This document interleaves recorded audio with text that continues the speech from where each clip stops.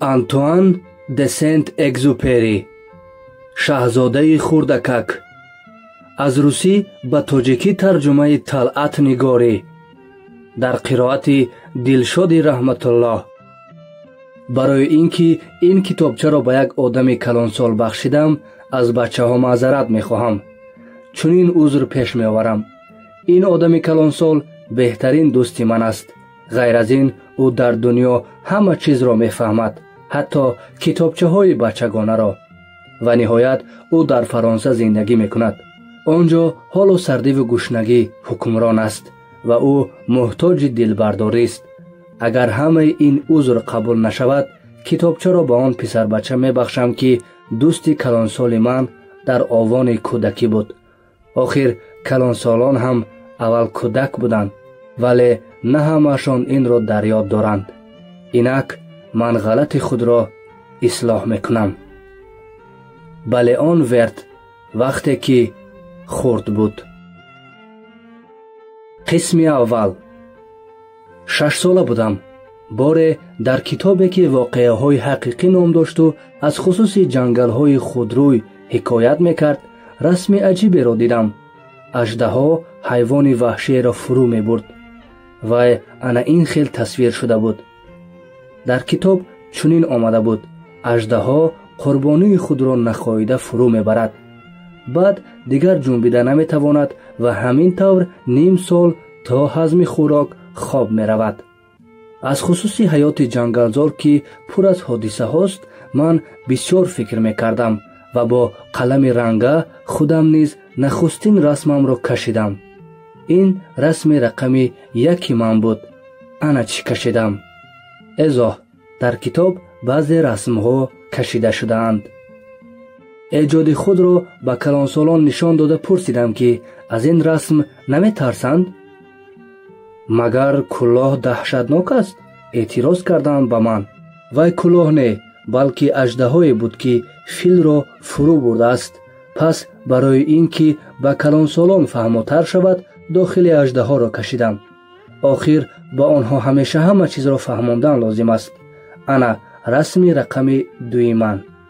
калонсолон маслиҳат доданд ки морҳоро аз даруну аз берун тасвир накарда, бештар бо ҷуғрофия, таърих, ҳисоб, ҳусни хат машғул шавам. аз ин ҷост ки ман дар 6 солагӣ аз шӯҳрати бузурги рассомӣ даст кашидам. бо расмҳои рақами 1 ва рақами 2 ба нобаробарӣ дучор омада, дигар ба худ боварам намонд. калонсолон худашон ҳеҷ гоҳ чизеро намефаҳманд. ба онҳо ҳар чизро пайваста шарҳу эзоҳ додан лозим аст. ин кор бачаҳоро басо дилгир месозад. ҳамин тавр лозим омад ки касби дигарро ихтиёр кунам. ман ҳавонавард шудам. қариб саросари ҷаҳонро парвоз кардам. ба ростӣ ҷуғрофия бисёр кор омад. бо як нигоҳ метавонистам хитойро аз аризона фарқ кунам. ба ногоҳ шабона раҳгум занӣ, ин фан ёрӣ мерасонад. дар ҳаёт бо одамони гуногуни ҷиддӣ вохӯрдам. дар байни калонсолон хеле зистам. онҳоро аз наздик шинохтам. аз ҳамин сабаб росташро гӯям, андешаи ман дар бораи онҳо беҳтар нашуд. агар ягон калонсолеро вомехӯрдам ки ба назарам аз дигарҳо бо ақлу бо фаросат менамуд, расми рақами 1ро нишон медодам. ман онҳоро эҳтиёт карда будам ва ҳамеша бо худ нигоҳ медоштам. мехостам донам ки дар ҳақиқат ягон чизро мефаҳманд ё не, вале онҳо ҳама ба ман посух медоданд: ин кӯлоҳ аст. ва ман бо эшон дигар дар бораи аждаҳо, дар бораи ҷангалҳо, дар бораи ситораҳо гап намезадам. бо онҳо ҳамақида мешудам. дар бораи бозии брич ва голф, дар бораи сиёсату галстук суҳбат меоростам. ва калонсолон беҳад шод буданд ки бо чунин шахси солимфикр шинос шудаанд. қисмати 2. ҳамин тавр ман танҳо мезистам ва касе набуд ки бо вай аз таҳи дил гуфтугӯ кунад. 6 сол пеш маҷбур будам ҳавопаймои худро дар саҳрои кабир фурӯ оварам. кадом қисми матори он шикаста буд. ҳамроҳам на механик доштам, на мусофир. бинобар он ҳарчанд кори душвор буд, қарор додам худ онро таъмир кунам. бояд ё моторро соз мекардам ё ҳалок мешудам. обе ки гирифта будам ба зур ба 1 ҳафта мерасид. ҳамин тавр шоми аввал дар биёбон рӯи рег хобам бурдааст. дар атроф дар ҳазорҳо чақрим масофа манзилгоҳе набуд. одаме ки киштияш шикаставу миёни уқёнус рӯи амад танҳо монда бошад, чунин ҳол надоштагист. ҳайрати маро тасаввур кунед, чун субҳидам овози маҳине бедорам намуд. гуфт: илтимос, сурати барачаро каш. чӣ? сурати барачаро каш? гӯё болои сарам рад гулдуроз зада бошад, аз ҷо барҷаҳидам. чашмонамро муғлида ба гирду атроф менигаристам. дидам ки як кӯдаки ғайриоддӣ истодаасту бо ҷиддияти то маро назора мекунад. ин аст акси беҳтарини ӯ ки баъд муяссар шуд бикашам, вале дар расми ман вай чунон ки дар асл буд тасвир нашудааст. ин гуноҳи ман нест. дар 6-солагиам калонсолон талқин карда буданд ки рассом нахоҳам шуд. ман ғайр аз кашидани ботину зоҳири аждаҳо тасвири чизи дигарро ёд нагирифтам. ҳамин тавр чашмонамро калон кушода ба он бача, ба он падидаи ғайриоддӣ менигаристам. фаромӯш накунед, ман дар ҷое будам ки ҳазорҳо чақрим аз манзилгоҳи одамон дур аст. гуфтан душвор буд ки ин кӯдак раҳгум задааст, ё аз тарс заҳракаф шудааст, ё аз гушнагиву ташнагӣ ба ҳалокат расидааст. чеҳраашро дида касе намегуфт ки ин бача дар биёбони беодам гум шудааст. билохир ман мадори сухангӯӣ пайдо кардаму пурсидам: ту инҷо чӣ кор мекунӣ? вале ӯ боз бо овози пасту хеле ҷиддӣ хоҳиш кард: илтимос, сурати барачаро каш. охир ин бачаву сухани ӯ ба ақл намеғунҷад, бинобар ҷуръат накардам гапашро рад намоям. ҳарчанд ин кор дар биёбон ки моро аз марг як сари мӯй ҷудо мекард, бисёр бемаънӣ менамуд, ба ҳар ҳол аз кисаам коғазу қалам баровардам.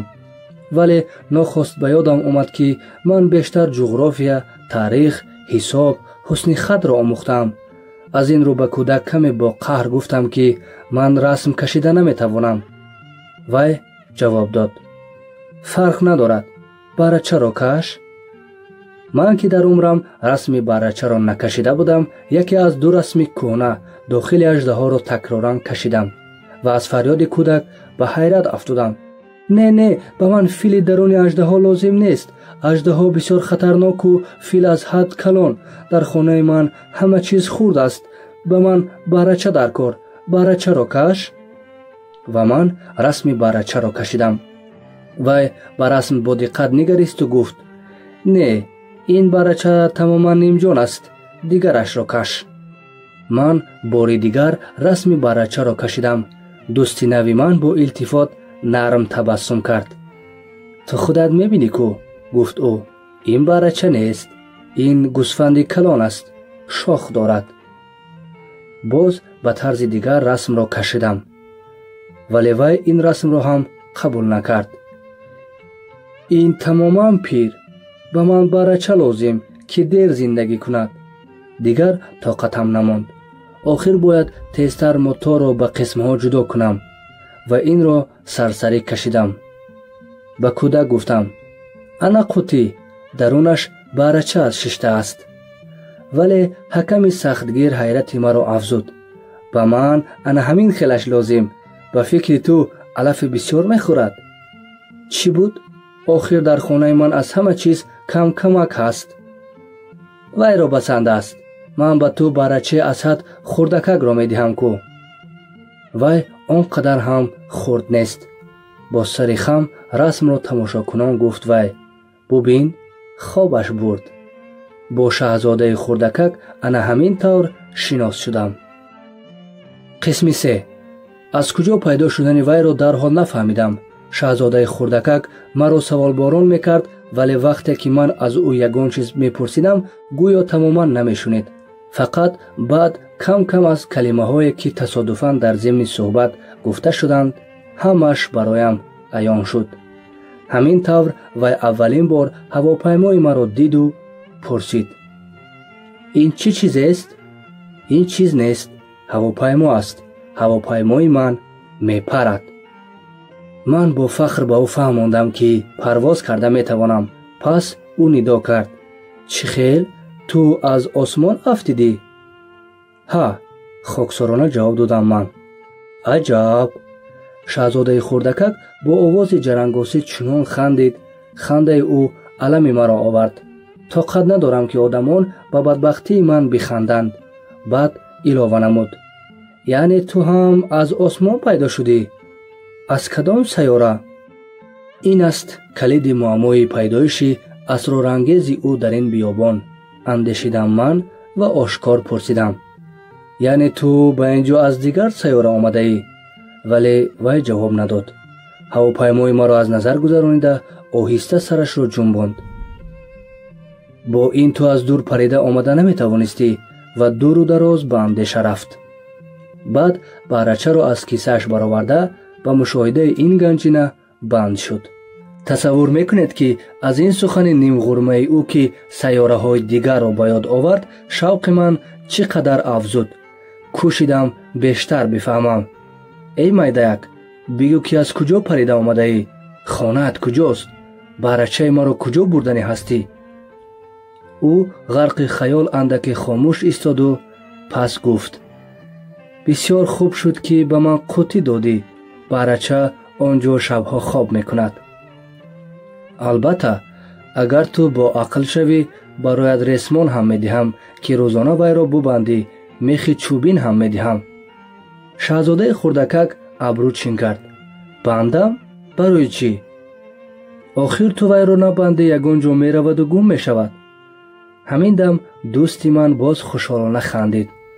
وی به کجا میرود؟ جای میرفتگی کم است. راست میرود تا جایی که چشمش رسد میرود. آن وقت شاهزاده خردکک با جدیت گفت: باکی نیست. آخر من آنجا کمک جای دارم. و با آهنگی حزن‌انگیز علاوه کرد: اگر همیشه راست رفتن گیری دور نخواهی رفت. قسم چهارم. همین طور من باز یک کشف مهم کردم. سیاره زادگاه او سر تا سر به یک خانه برابر است. ولی این مرا آنقدر حیران نکرد.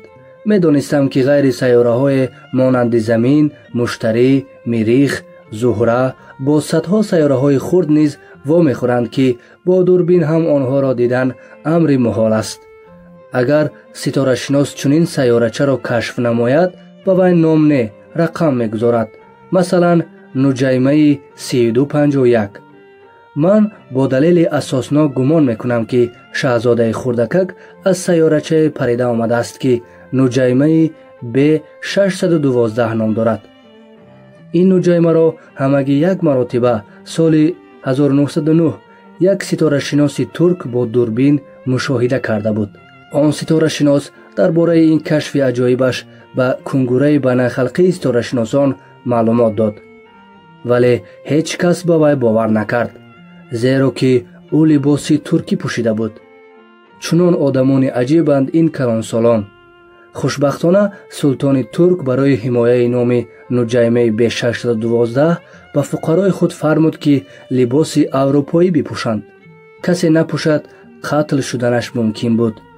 سال 1920 آن ستاره شناس باز درباره همان کشف خود معلومات داد. این دفعه با مدی نوترین لباس پوشیده شده بود. از این رو همه به وی باور کردند. من اینجا به شما درباره نجیمه به 612 به تفصیل گپ زدم و حتی رقم آن را گفتم. این فقط برای کلانسالان است. کلانسالان رقم ها را به حد دوست می دارند. اگر به آنها گویی که دوستی نو پیدا کرده ای، هیچگاه چیزی اساسی را نمی پرسند. هیچگاه نمی گویند آوازش چخیل است؟ کدام بازی ها را نغز می بیند؟ شهپرک می دارد؟ نه، آنها می پرسند وی چند ساله است؟ چند برادر دارد؟ وزنش چقدر؟ درآمد پدرش چخیل؟ بعد این به خلاصه می آیند که آن آدم را شناختند. اگر به کلانسالان بگویی من خانه دیدم که از خشت گلگون ساختند، در تریزه هایش گل شمعدانی گذاشتند، در بامش کبوترها آشیان دارند، هیچگاه خانه را تصور کرده نمی توانند. با آنها گفتن لازم است من خانه را دیدم که 100,000 فرانک قیمت دارد. آن وقت ندا میکنند چی خیل خانه زیبا. و عیناً همین خیل اگر با آنها گویی این است اثبات آن که شاهزاده خردکک در حقیقت وجود داشت و بسیار بچه‌ک خوب بود، میخندید، میخواست که برچه داشته باشد و کسی که برچه داشتن میخواهد البته وجود دارد. اگر همین خیل گویی فقط کتف در هم میکشند و به تو چنان نگاه میکنند که گویا کودکی بی عقل باشی. وی از سیاره پریده آمده است که بیش 612 نام دارد. باور میکنند و با پرسش زیاد دلبزن نمیشوند. چنینند این کلانسالها، از آنها جای گیله نیست. بچه ها باید در حق کلانسالان التفات داشته باشند. ولی ما که چی بودن زندگی را میدانیم البته به رقم ها و عدد ها میخندیم. به میلتان میخواستم این قصه را چون افسانه سحرناک سر کنم. انا این خیل بود نبود شاهزاده خردکک بود. وی در سیاره زندگی میکرد، از خودش کمی کلانتر و به او خیلی یک دوست لازم بود. آنگاه کسانی که چی بودن زندگی را میدانند زود میفهمیدند که این به حقیقت بیشتر مانند است. زیرا هیچ نمیخواهند که کتاب ما را فقط برای دلخوشی خوانند. به یاد آوردن آن واقعه خیلی دردناک و آن را نقل کردن بسیار دشوار است. از روزی که دوستم مرا پرتافته با برچه‌اش رفت 6 سال گذشت. من برای فراموش نشدن او میکوشم که از او حکایت کنم. فراموش کردن دوستان بسیار غم انگیز است. دوستی خوب نصیب هر کس نیست. میترسم که به کلانسالان مانند شوم، و کلانسالانی که غیر از رقم ها چیزی برایشان عجایب نیست. برای همین قوطی رنگ و قلم رنگه خریدم. در سن و سال من سرگرم رسم کشی شدن آسان است مگر؟ خصوصا در تمام عمرت چیزی را غیر درون و بیرون اژدها نکشیده باشی و آن را هم در 6 سالگی کشیده باشی. البته کوشش میکنم هرچی بیشتر به خودش مانند تصویر سازم، ولی با باوری گفته نمیتوانم که از عهده‌اش میبرایم. یک رسم خوب میبراید، دیگرش ذره به شاهزاده مانند نیست. قدش هم همین خیل است. در یک رسم شاهزاده به حد کلان، در دیگرش به حد خرد است. نغز یادم نیست که لباسش چی رنگی داشت. هر طرزش را می آزمایم. این خیل، آن خیل، از توکل به زور تصویر می کنم. نهایت در بعض تفصیلات مهم هم خطا کردنم ممکن است. ولی شما اینقدر سخت ایراد نگیرید. دوستی من هیچگاه چیزی را شرح و ایضاح نمیداد. شاید فکر میکرد که من هم وی برین. ولی افسوس که من برچه را از سوراخی دیوارچه های قوطی دیده نمیتوانم. شاید کمی به کلان سالها مانندم. پیر شده ایستادم چی بلا؟ شنونده های عزیز، ادامه را در نشر دیگر خواهید شنید.